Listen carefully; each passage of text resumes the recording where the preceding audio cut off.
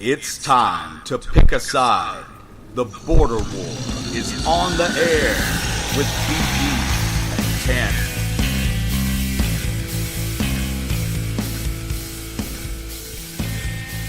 TanMan. All right, listeners of the Border War, welcome in to another episode.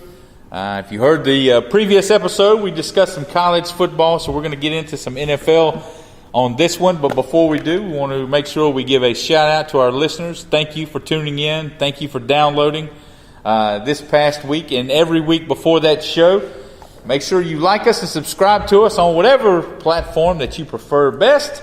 Tell your friends, make them listen to the show, help us grow it, and let's get on with the action, BG. Help us defeat crappy local. That's like our motto. Sports talk. This is a serious battle we're waging here with crappy local sports talk guy. TanMan, if you asked my opinion on the Kansas City Chiefs, let's just use them for an example, and I said, "Oh, they suck," suck. And that's all I had to say about it. Would you think I needed to be on the radio? No. So if I ever get that bad, just tell me and you can find another partner. That's sad. I was telling BG off air, I made the mistake of tuning in for a few minutes, and for about 5 minutes, the only analysis on about 3 different games that could be offered by a local radio host here was they suck. That was the extent of it. So hopefully we're doing a little bit better job than that. BG, let's get into it, man. A lot to digest here. 53-man rosters are out. Staying in the box. But there was one big move outside the box, so bear with us here, that rocked the NFL. That was outside the box, but that's in everybody's box. That completely rocked the NFL. You're talking about the Dan Bailey cut, right?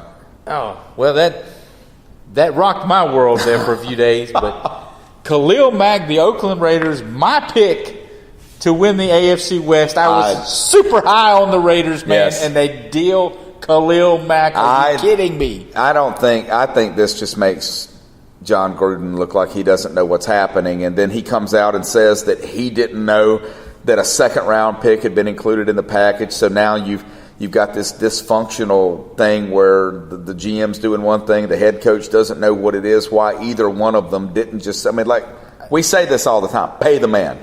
The man. The talk around John Gruden coming back was, has he been gone so long that the league has passed him by? Are things too different now than they were when he got out? This Khalil Mack situation, to me, it's pretty obvious they were waiting out Aaron Donald. They say that they had talked during the combine and both sides were way off, and they basically said okay, and didn't really engage with one another after that. Right. What was it? A day? 2 days after Aaron Donald signed his deal. Now you've got a jumping off point if you're Khalil Mack's camp, and the Oakland Raiders said no, and he was gone, man. I don't see how this has anything to do with anything passing anybody by. I mean, you and I are just casual sports fans. We both know you have to sign him. You could make the argument he is the best defensive player in the NFL. Best defensive player in the NFL. It's a South Carolina fan telling you he's a better player than Clowney. He should have gone before him in the draft. Probably should have gone one. And in today's NFL, yes, the cap's going to probably go up. Just sign him. Sign him. My thing is, he's your franchise. He and Derek Carr. And everybody's like, well, they got 2 first-round picks. And that's kind of the but the Raiders were in a position to win now. Well, my thing was, they get the 2 first-round picks. All right, that's awesome, man. You know what you're trying to do with first-round picks? You're trying to find dudes like Khalil Mack. Right. Now that you got him. Right. You got the dude. Well, I heard that Saturday morning. I'm trying to get my honeydews list done before the college football, which didn't happen. It bled over into college football. And so I'm getting my list done, and I hear the breaking news, Khalil Mack's been traded, and I almost chopped my hand off with a hedge trimmer. Couldn't believe it, man. Unbelievable. Well, don't do that, though, because you're not even a Raiders fan. Well, no, but they were my pick, man. This is why you should have had male children, because what I was doing was pointing at the hedge trimmer and going, get to it, big guy. No. That's what I was doing. No, I'm trying to cut limbs and trim hedges, and I've got a 6-year-old running around being a princess in the backyard. I don't think trimming hedges is going to be in her future. Just as a side note, I'm ready for cold weather and for everything in my yard that's green to die. Yes. I'm ready for the death to come to the green stuff. Yeah. Speaking of death, I got a text message the other night. My buddy says the Cowboys have released Dan Bailey. Well, he was a bum, wasn't he? A bum. I mean, he was second place all time. Second most accurate kicker in the NFL history. That's not that great. He wasn't first overall.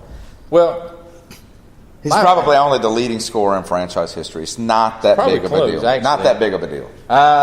My first reaction to Dan Bailey getting cut, like most Cowboys fans, if you were to type it out in text form, it would be a lot of stars and hashtags and exclamation points. If you really peel back the onion, so to speak, this made all the sense in the world, man. Did it? It did. Okay. Bailey, I think I saw where his last 12 kicks going back into last year, he missed 5 of his last 12 field goals. The overall percentage is great. Fantastic. He's made a lot of big kicks. But things have changed as of late. But that's what you're telling me. You know, the percentage has dropped a little bit each year for the last few years. And here's the big kicker. Right now, we're out there. We're pushing the market, trying to make the Earl Thomas deal. Earl Thomas is going to want a new deal if you're able to pull that off. This move is going to save us about $3 million in difference, which could make all the difference if you're able to make the Earl Thomas trade. But Dan Bailey going to make a little under $3.5 million. Brett Mayer, the guy that replaced him with, about $500,000. What are Brett Mayer's stats like? I don't know about him. Well, he was a journeyman CFL kicker. Okay. He's never kicked in the NFL. So could be a Hall of Famer, could be a bum. I don't know. I mean, a lot of these teams, though, the Cowboys being the exception up until now, it feels like these kickers just coming. Man, like kickers, I don't know. Somebody fires a kicker the next week, he's kicking for the team, and he beats the team that just cut him. It just seems like that stuff happens all the time. Kicker's a pretty fluid position. It changes a pretty good bit, but I'm old enough to remember the Mike Vanderjagt years in Dallas. Yeah. I mean, we went through a stretch there where our kicker was terrible. We just kind of stumbled on Dan Bailey, and I mean, all kidding aside, man, kickers in the NFL really, really matter because lots of drives end up at about the 45-yard range. Well, now, they said in the Houston game, the last preseason game, this kid nailed a 57-yarder like it was nothing. So maybe that was... It's all about consistency, maybe that was what kind of sealed the deal on Dan Bailey. He only got 1 field goal attempt, I think, this preseason. He's battled some injuries. This may have been a done deal. This may have been a thing that was just going to happen. I think you're right. Like we said, 53-man rosters are now set. Now the teams are trying to put together practice squads. Guys are fluctuating around. BG, Redskins, what jumps out at you about you guys in your 53?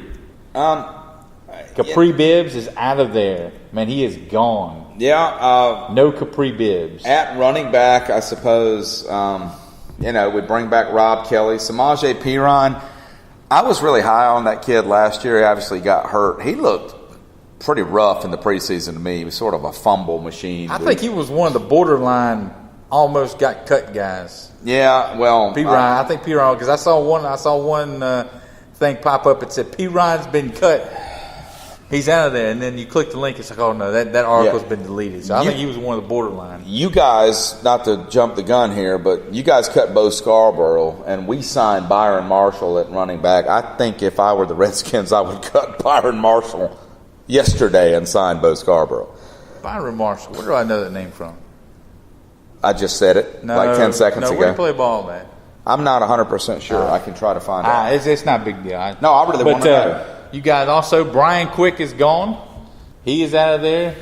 Phil Taylor. I thought Phil Taylor was one that may have made, but yeah, that defensive line you guys had between Allen, Payne. He played college football at Oregon. Okay. Yep. Played for the Eagles last year. Now he plays for the Redskins. That's not what I'm thinking about. But that defensive line, Phil Taylor was just going to get squeezed out.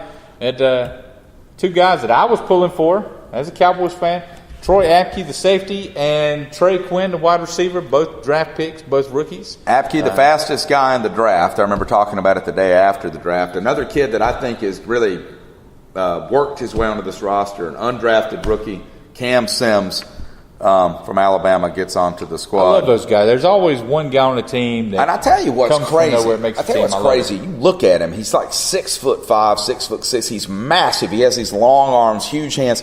Catches a ball like they're made out of Velcro, and you're just like, why was this guy not a thing? Mm-hmm. Like, how can a guy be? You see that in basketball all the time, right?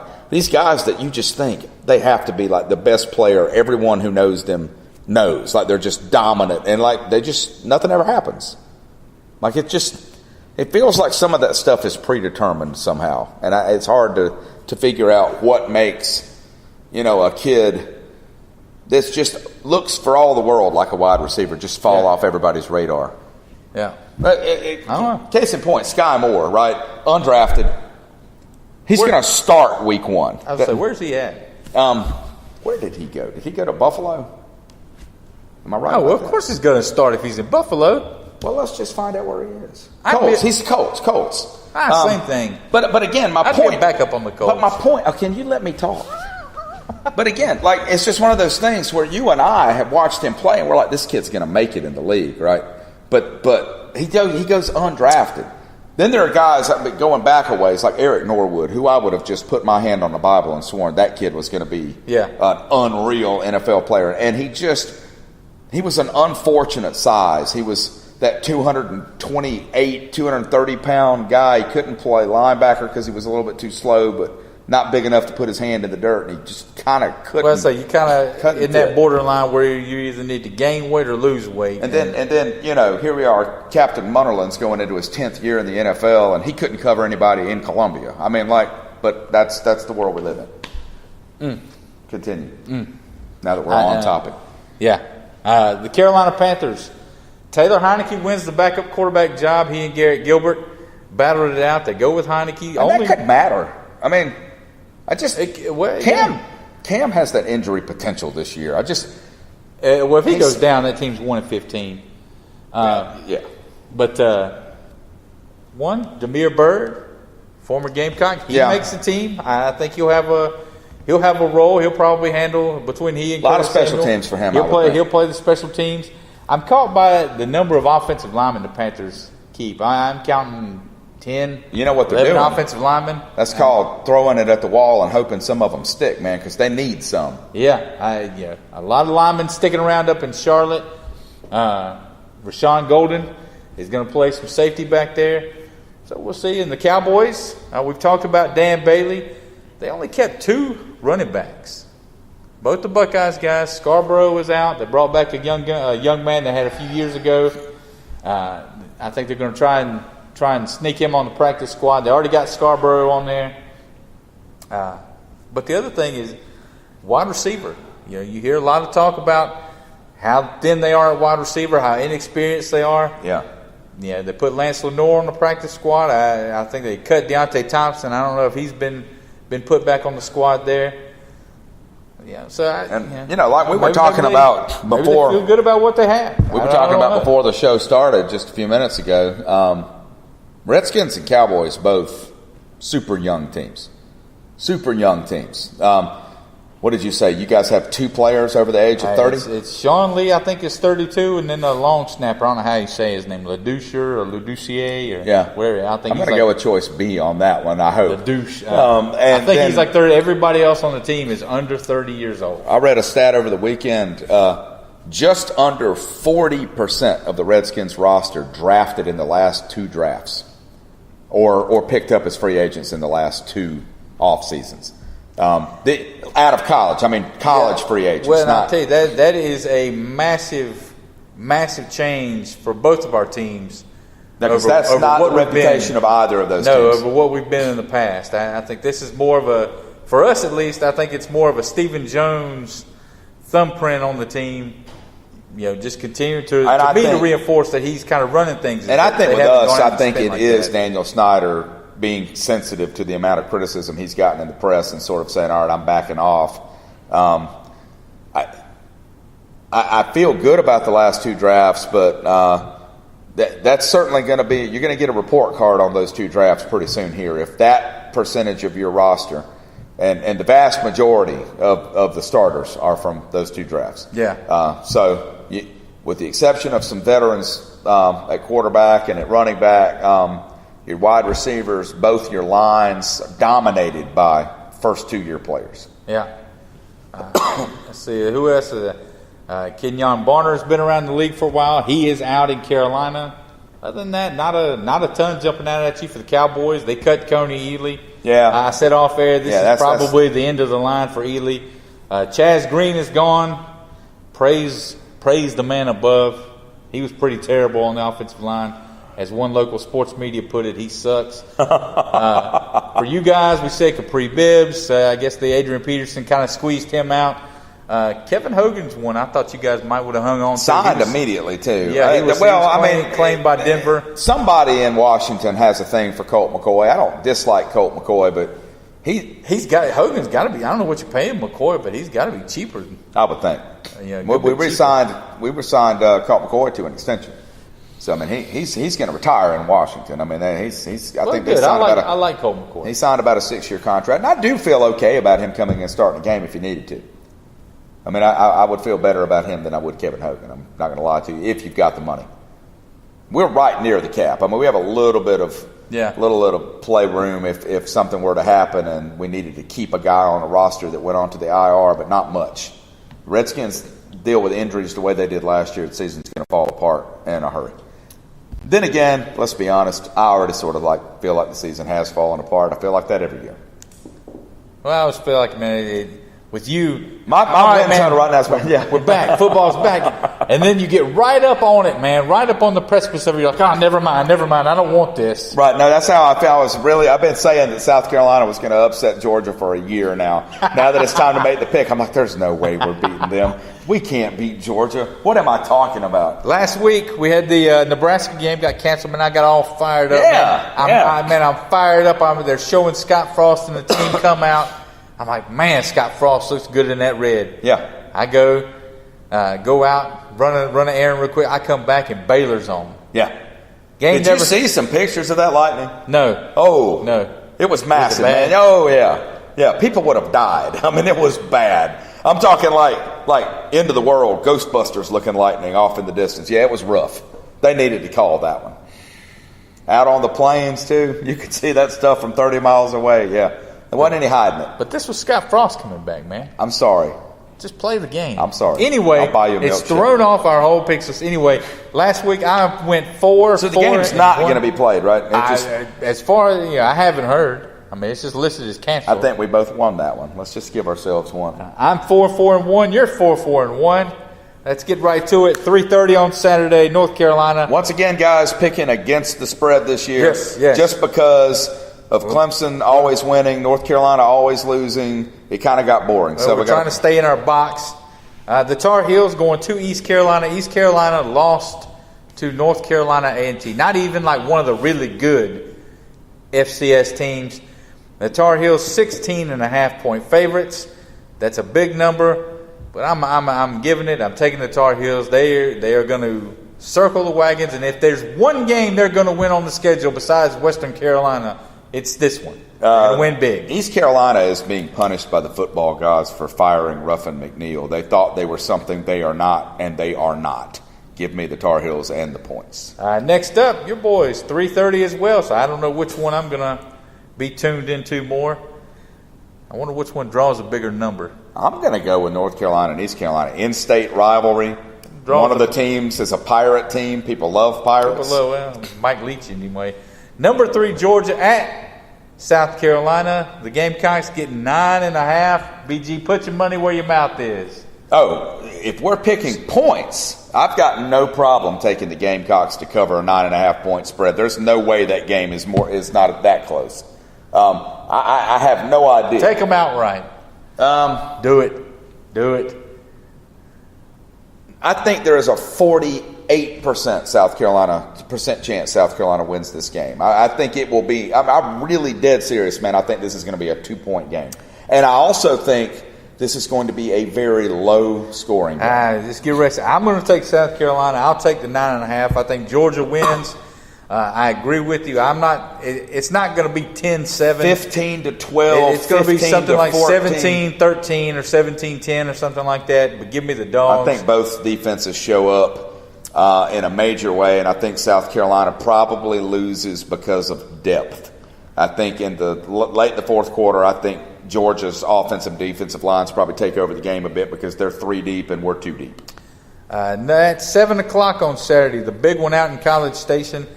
Number 2, Clemson, and their multiple quarterbacks. They are going to take on Texas A&M, the Fighting Jimbo Fishers, the Aggies, getting 12 points, a huge number at home.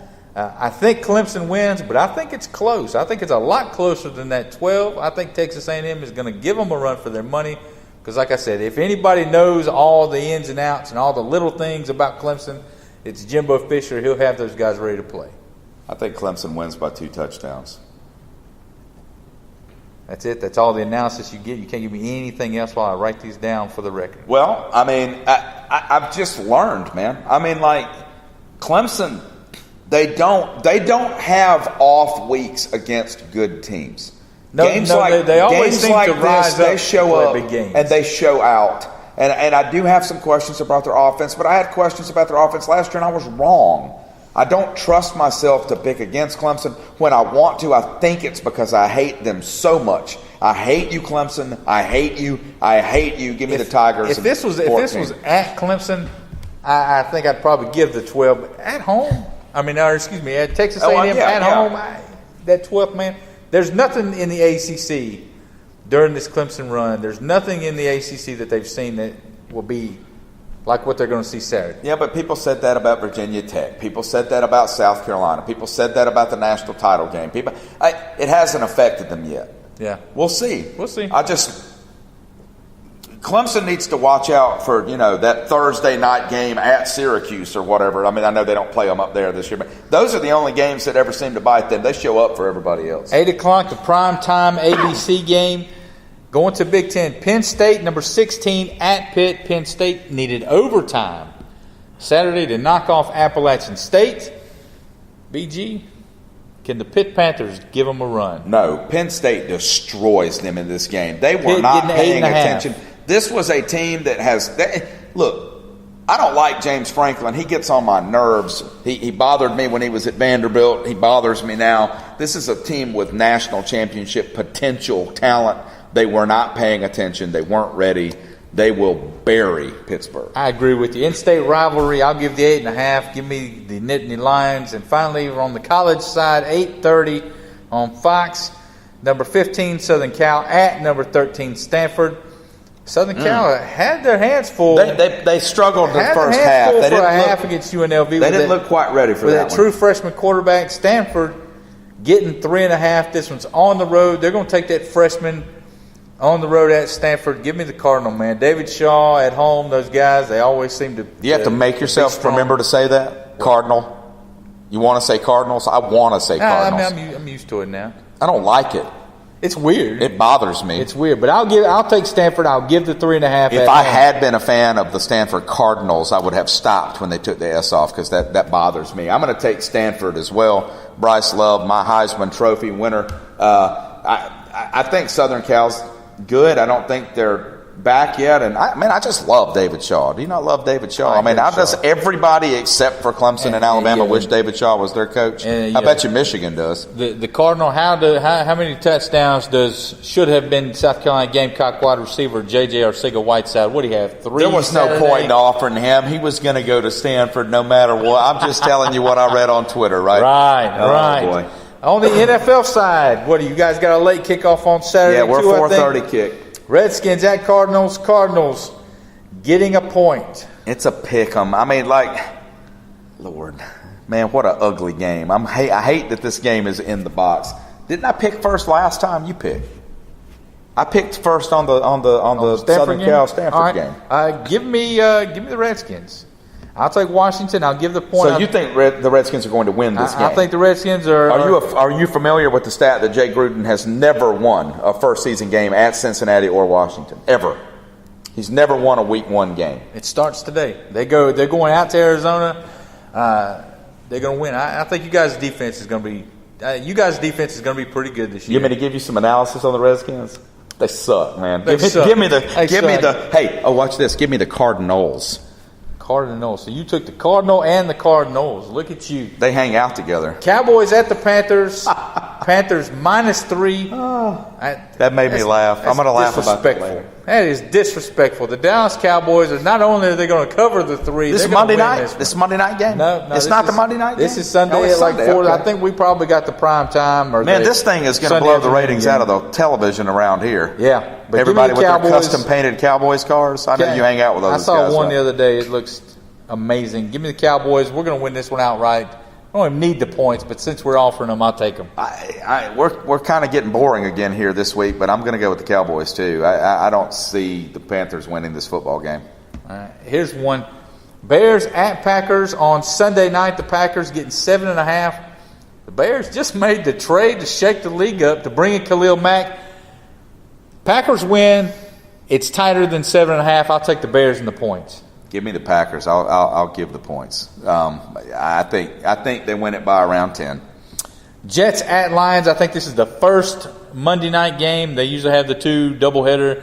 This is the first one, the early Monday night one. Lions -6.5. And what a compelling game it is. Yeah. Well, I mean, you want to see Sam Darnold. You want to see Sam Darnold. I always enjoy watching the Lions. You like that decision? Go ahead and start him. Yeah. What's your other? I love Todd Bowles anyway. Do you like Todd Bowles? I mean, like Todd Bowles is one that I'd make him a Redskin today if I could. I don't think they really had another option. Well, I love his explanation too. Well, I mean, but at the same time, if you think once you draft him, you can't keep Bridgewater, right? If you get a good offer for Bridgewater, you have to let him go. No, I think the plan was to have Bridgewater. Yeah. Darnold kind of fell in their lap, and so then they're dealing from a position of strength. I like to move Bridgewater, but clearly Darnold's the man to go with. I don't have a real strong feeling about this game, though. I'm looking at this spread, and make a pick, man. Make a pick. I'll take the Lions. I think the Lions win it by about a touchdown. We disrespect them every year. We disrespect the Lions. Matthew Stafford is going to end up being in the top 10 most prolific passers in the NFL history, isn't he? I mean, he puts together 4,000 seasons every year. Nobody pays any attention to him.